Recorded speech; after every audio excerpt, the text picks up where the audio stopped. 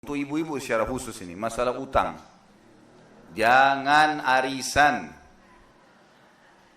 Nah, jangan apa ibu-ibu?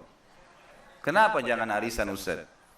Karena arisan membuka hutang. Kalau 20 orang ikut arisan, masing-masing kasih 1 juta, berarti 20 juta kan? Lalu bergilirlah orang mendapatkan. Bagi orang yang mendapatkan pertama, dia dapat 20 juta. Khayalannya, beli barang ini, beli barang itu. Khayalannya. Oh, ini saya dapat duit. Padahal sebenarnya dia sedang utang 19 juta. Sama orang lain. Benar nggak ini? Nah, ini masalahnya. Buka pintu utang. Baik, kalau bulan kedua sebelum dia bayar, dia mati. Siapa yang bayar 19 juta itu? Kesian suaminya, kesian walinya. Meninggalkan utang ini. Dia sudah mengkhayal, beli baju baru. Ibu-ibu itu sudah punya program. Kalau kena arisan, lengkap kertasnya. Beli ini, beli ini, beli ini, beli ini, beli ini, beli ini. Padahal hutang. Hah? Bagaimana caranya kita beli barang dari hutang ini? Sementara kita tidak perlu itu. Jelas ini Bu ya? Orang yang pertama kena, dapat arisan, dia berhutang. Orang yang terakhir dapat, dia gharar. Gharar ini. Karena dia harus memaksakan diri membayar 19 orang. Orang yang terakhir kena arisan, jujur sekarang ibu-ibu, gerutu nggak dia? Hah? Wah, nama saya belum keluar. Terpaksa bayar lagi. Jadi dia gharar itu, nggak boleh. Dalam Islam, riba, zalim, gharar, satu level loh ini. Dosa besar itu. Merugikan salah satu dari dua pihak, gharar, haram, selevel dengan riba, nggak boleh. Jadi dia setiap bulan maksain diri bayarin orang. Ada orang subhanallah arisannya 20. Mengkhayal dapat sekian ratus juta. 100 jutanya utang, uangnya orang yang dipakai. Gimana caranya? Hiduplah sesuai dengan keadaan kita.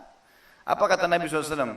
Wahai manusia, makanlah makanan dan minumlah minuman yang cukup membuat tulang belakangmu tegak. Maknanya apa? Jangan berlebihan, jangan lampaui kapasitas. Mampu kita begitu ya begitulah. Orang mau bicara apa nggak usah peduli, karena kita kalau peduli perkataan orang, maka setiap hari kita tidak bisa hidup, akan terus terpengaruh dengan pembicaraan orang. Kok tembok rumah kamu warna putih ya? Menurut kau apa? Biru, cat biru. Orang kedua datang hijau, hijau. 8 orang datang 8 kali warna rumah diganti. Ada orang baru beli mobil, kenapa kau beli mobil ini?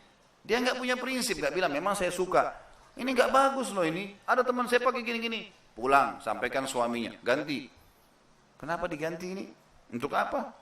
Punya prinsip teman-teman sekalian. Dunia sebentar. Maka orang mukmin harus sadar dengan masalah ini. Jangan berlebihan dengan dunia. Nikmatin apa yang Allah berikan. Kalau ada alhamdulillah. Tidak utang bagus sekali. Silakan nikmati. Islam menyuruh kita menikmati nikmat Allah. Bahkan dalam hadis Abu Dawud yang sahih kata Nabi SAW, Inna Allah yuhibbu an yara athara ni'amihi ala abdi.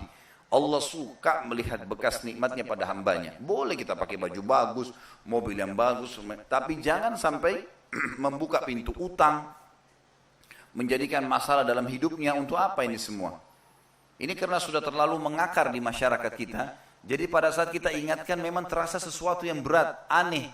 Karena sudah mengakar. Seperti sekarang, kalau ada perempuan yang pakai terbuka auratnya di jalan di Indonesia, lalu kita ingatkan, muslimah ya, kenapa terbuka? Dia bingung. Memang kenapa? Ini urusan saya. Mau pakai celana, nggak pakai celana, urusan saya. Karena sudah ngakar, dianggap itu sesuatu yang biasa. Makanya kata para ulama, kalau mungkar itu dibiarkan, tidak diingatkan, maka nanti dia menjadi ma'ruf. Dianggap sesuatu yang biasa. Dan kalau sudah dianggap ma'ruf, susah untuk dipungkiri. Tapi sekarang tidak ada kata-kata kita tidak bisa memungkirinya. Kita sudah semestinya mengingatkan ini. Ya, bisa difahami ya, dan tangkap secara rasional. Salah satu metode yang saya gunakan dalam pengajian Bapak Ibu sekalian adalah bagaimana saya menyampaikan sebuah hukum dengan rasionalnya. Supaya orang fikir, oh iya ya benar, tinggalkan. Gitu. Jadi tangkap. Dan ingat, kita penentu keputusan. Sebagus apapun retorika seorang da'i, Sehebat apapun ilmu yang dia miliki, gitu kan? Sekuat apapun dalil yang disampaikan, kalau mad'unya, orang yang sedang didakwai kayak Bapak Ibu sekalian, tetap hatinya nggak mau dibuka untuk ilmu, untuk iman, maka tidak berguna. Dia akan berguna kalau kita renungi, masukkan dalam hati lalu kita terapkan. Tidak ada jaminan kita masih bisa hidup hari ini, apalagi besok. Ingat, hisab berat hari kiamat. Berat. 1 rupiah saja teman-teman utang kita, bukan kita punya utang sekian puluh juta atau ratusan juta. 1 rupiah kita punya utang, itu sudah cukup orang yang sedang kita utangi menghabiskan pahala kita hari kiamat. Bagaimana dengan sekian puluh juta, sekian ratus juta? Dengan bahasa gampang. Ada jaminan? Ada tiket Bapak Ibu masih umurnya sampai 70 tahun? Nggak ada jaminan. Bagaimana kita bisa anggap remeh teman-teman sekalian?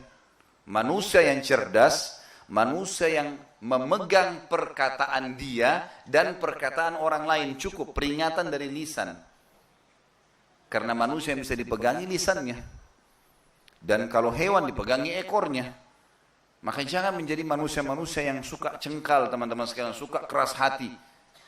Manusia yang diingatkan dengan peringatan lisan, melalui manusia yang lain Allah turunkan, maka dia tangkap orang ini akan mudah menjalani kehidupannya. Tapi ada manusia tidak, tetap ngotot. Dan ini berbahaya teman-teman. Kalau dia tetap ngotot, nanti Allah datangkan hukuman yang berat supaya menyadarkan dia. Seorang pencuri, pada saat dia sebelum mencuri, Allah buat dia takut, khawatir, takut ketangkap, takut ini. Kalau dia berhenti, dia aman. Masalahnya tidak, tetap ngotot. Nanti Allah buat dia ketahuan. Masih mencuri lagi, Allah buat dia ketangkap, digebukin. Masih mencuri lagi, nanti akhirnya sampai celaka, ya. Dipermalukan, orang tahu semua aibnya dan seterusnya. Ini bahaya sekali.